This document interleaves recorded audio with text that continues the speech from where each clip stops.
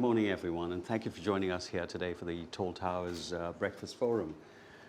This is a unique opportunity to hear from world experts in super tall towers, who between them designed several of the tall towers in the world, including of course the Kingdom Tower in Jeddah and our own Burj Khalifa. So welcome. Cityscape was the first event that we came to after forming our partnership in October of 2006. We went to the Cityscape at that time was a little bit later, I think. And it was at the 2006 Cityscape that we got our first major project. This is a great place to connect with people and to see what everybody else is doing and to show what you're doing as well. Just a brief introduction to who we are. Since 2006, we are now completing our 9th year as a firm. Prior to that, we all three of us, the other partner, Bob Forrest, is not here. He manages all of our projects. The three of us worked at Skidmore, and Merrill. I worked there for 39 years. Gordon was working there for, 15 or so? Yeah. And Bob for 7. So we come out of that pedigree.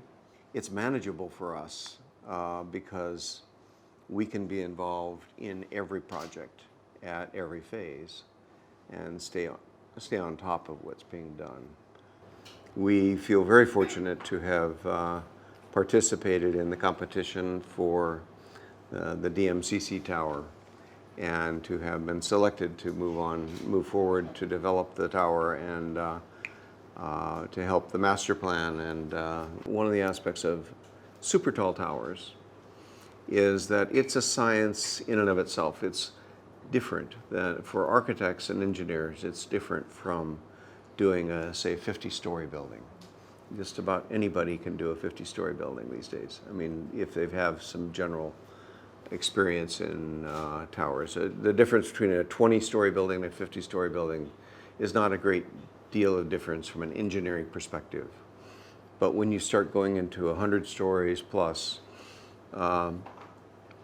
and we like to say in the industry that sort of 300 meters is where you begin to get into the super tall category. What happens is that the forces on the building no longer become gravitational only.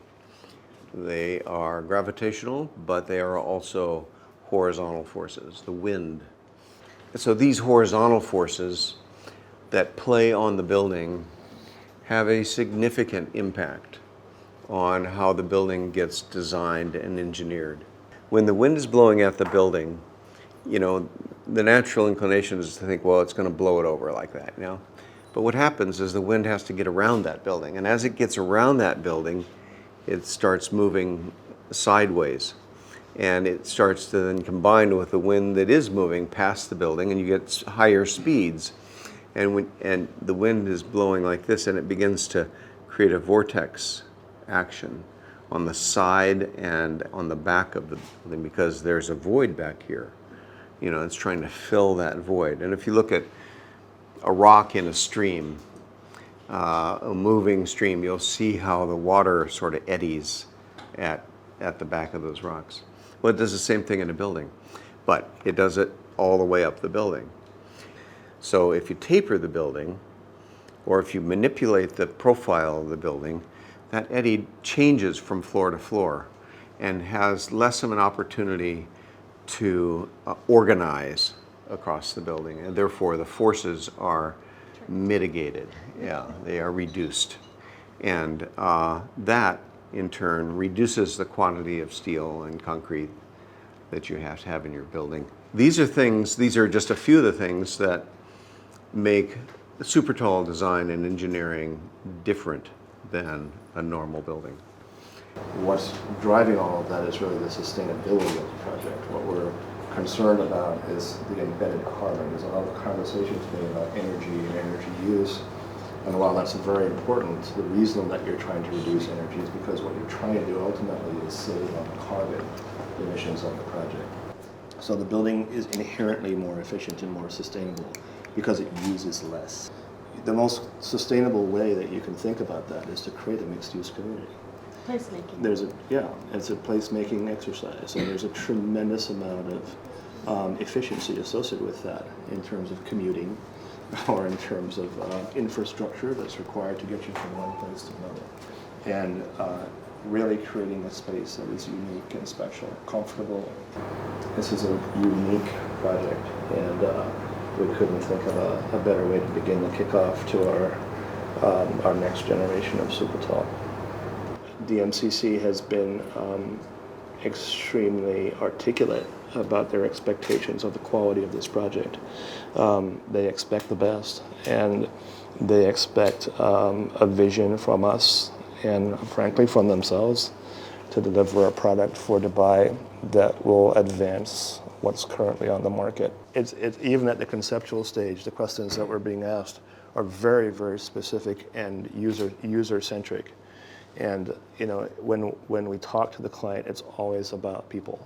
That is what makes places great. It's really about creating a place.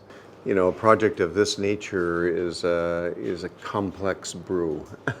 There are elements of sensory perception that you want to bring into this thing so that when you're connecting people together from all different phases and activities that occur in the complex, there's a mixture that works for a variety of people. Those elements that you don't want to shortcut, So we're very happy to be with a team that feeds that to us as much as we feed to them. We're certainly focused on how to build the best architecture, but it's always important to have someone at the table like the client who's telling us these are the things we want to accomplish. And all good architecture has a great client. The question is, can we deliver that to you in a more economical and sustainable fashion? That's the target. If we can afford you to live better with less, that's good. But we're not expecting you to have to compromise your way of living. And it's the science behind it.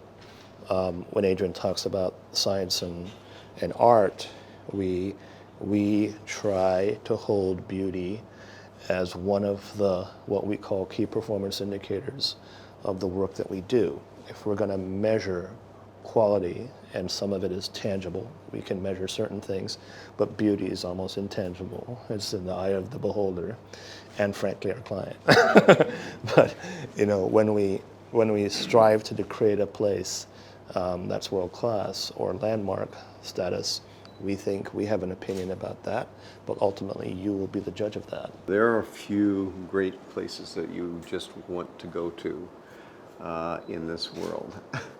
And Dubai has some of those places already. But we are striving to make this a great world center.